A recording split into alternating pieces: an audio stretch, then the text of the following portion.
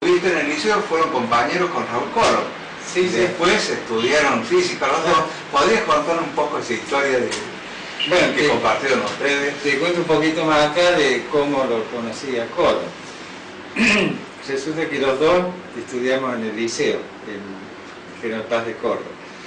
Y no solo éramos de la misma promoción, que eran muchos, acuérdate que entraban 210, sino que éramos compañeros de aula durante los 5 años. Que sí que durante los 5 años fuimos compañeros de la misma aula, del mismo grupito.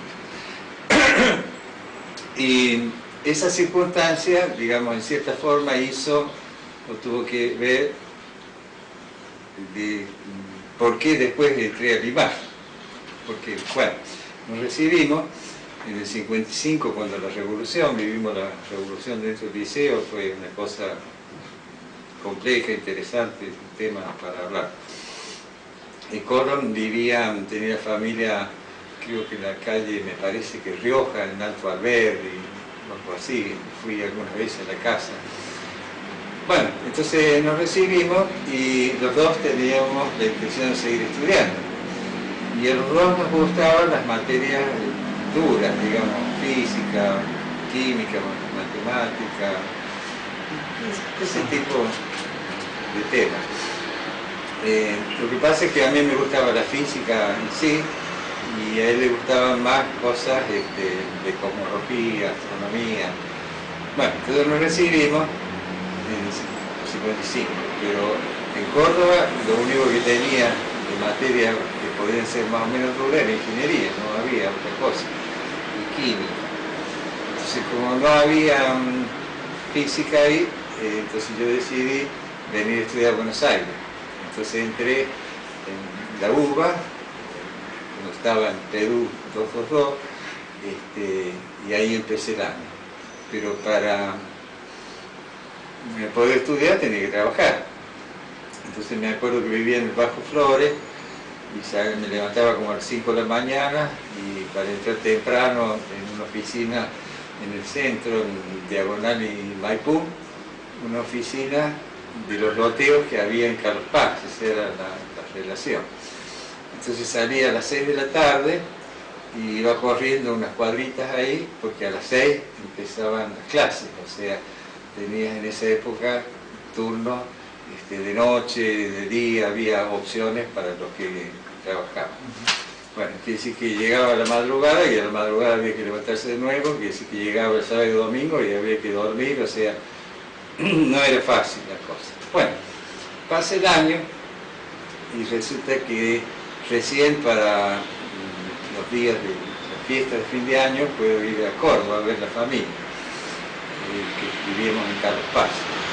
Entonces, bueno, voy allá, cerca de Navidad, y en una de esas, en la calle, en Carlos Paz, me lo cruzo a Colón, que, bueno, había ido a estar ese día en Carlos Paz, y entonces, bueno, nos ponemos a charlar. Entonces él me dice que había un loco, así decirlo así, pero fascinante, una persona extraordinaria, qué sé yo, que estaba tratando de crear un instituto universitario para física, matemática y astronomía, y que él estaba en relación con esa persona. Y entonces me dice, ¿y por qué no te venís para acá? Porque está cerca de casa, además esto parece que pinta bien, lo van a hacer en el observatorio. Y entonces mi problema era, no, yo había empezado acá, y ya alguna materia, en esa época los cursos eran anuales, y entonces era perder un año si me pasaba. Pero resulta que me comenta que había becas.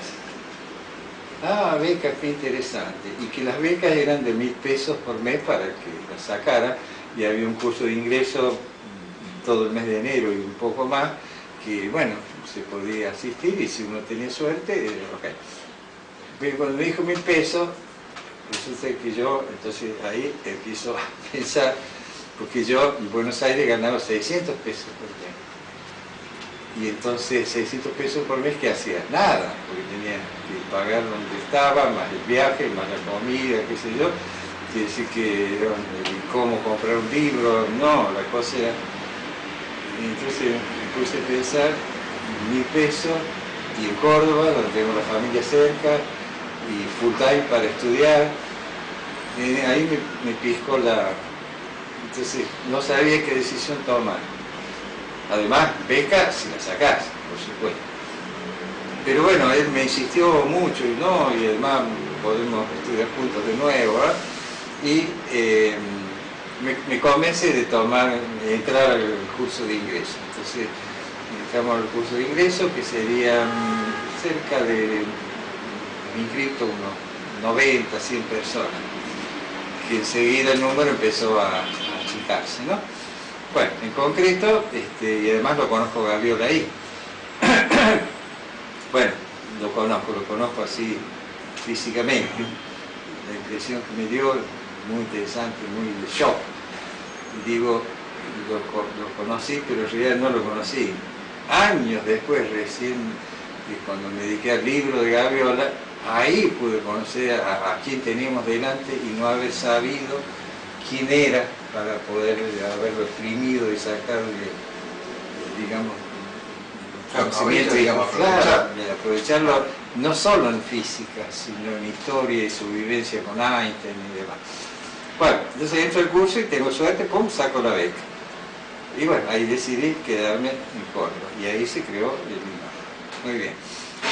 Entonces empiezan las clases y viene el conflicto con Gaviola, que lo acordado con la universidad no le cumplen, sobre todo... no se hacían efectivos los pagos. Claro, el problema de los pagos.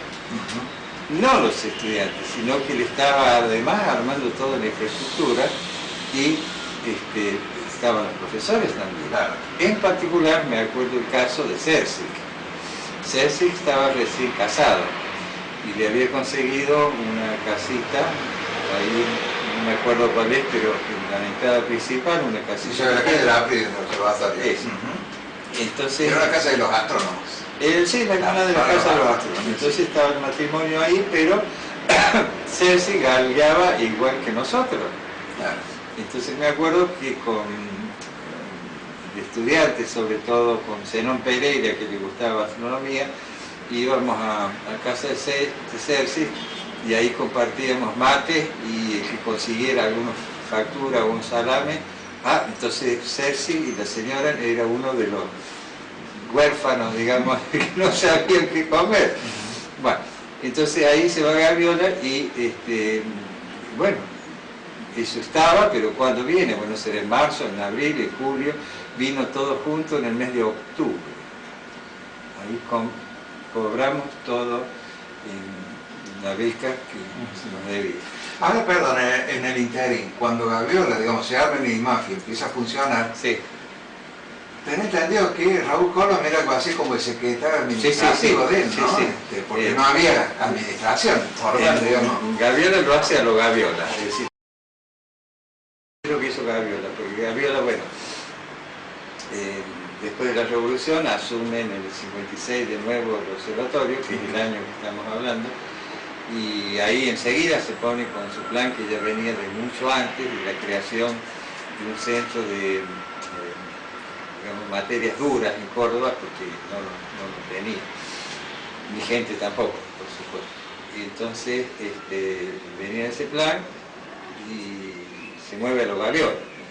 Entonces, ¿cómo? O sea, sin dinero, contra todas las dificultades y demás. ¿Y qué hace? Aprovecha a los pibes, porque esa era su esperanza. Quiere decir que el punto de apoyo de Gaviola para la creación del IMAF son los pibes. No tanto los profesores de la universidad, la misma universidad, la parte política, no, con los pibes. Y entonces ahí moviliza pibes de los distintos colegios, claro, para que peleen por esa oportunidad que le estaban trabajando. Y en particular también algunos liceos, y en particular Colom, que le eche el ojo, porque ya él lo calibra desde el inicio, para colmo Colom, interesado en astronomía, entonces era su secretario privado.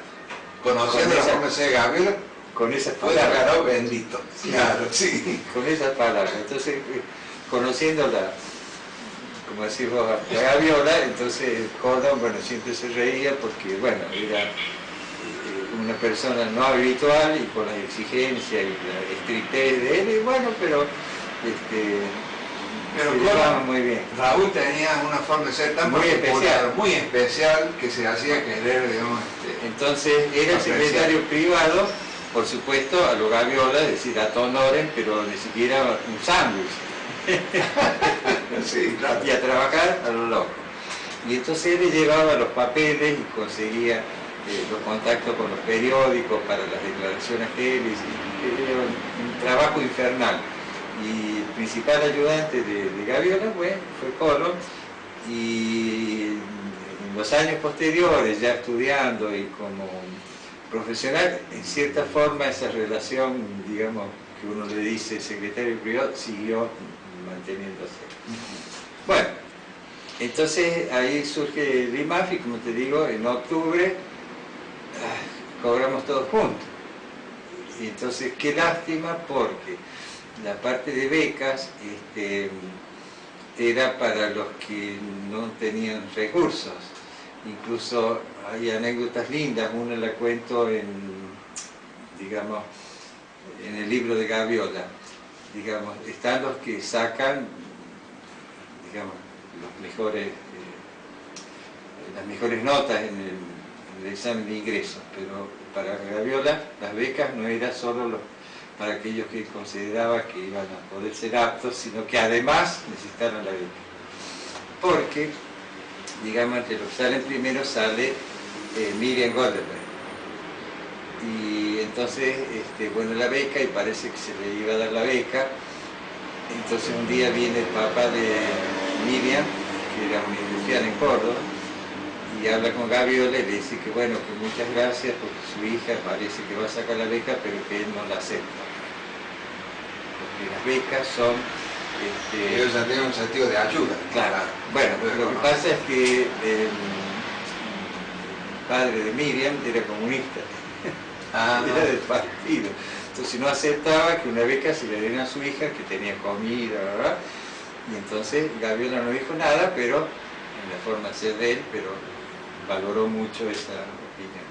Y otra cosa, los dos hijos de Gratton también salían, y ahí Gaviola es el que decide no darles la beca. ¿Por qué? Porque papá tenía casa en el observatorio, que se lo daba el observatorio, tenía casa, comida, estar razonable, entonces no justificaba que se dieran las becas. Eso Livio Gratton nunca lo perdonó. Pero bueno, son cosas de otro cambio. Entonces, bueno, arranca el IMAF y, como te digo, recién en octubre vienen todos esos meses juntos, y a muchos ya los había afectado, a los más pobres. Me acuerdo de algunos de Santiago del Estero que, bueno, abandonaron porque no podían comer. Ya Gaviola se había ido con Raúl Colón y algún otro también. Sí, ahora te cuento esa parte de la ida. Okay. Y uno de los que estaba en esas circunstancias, ¿verdad?, era Iglesias. Ah, ¿Te acordás? Sí, sí, me acuerdo.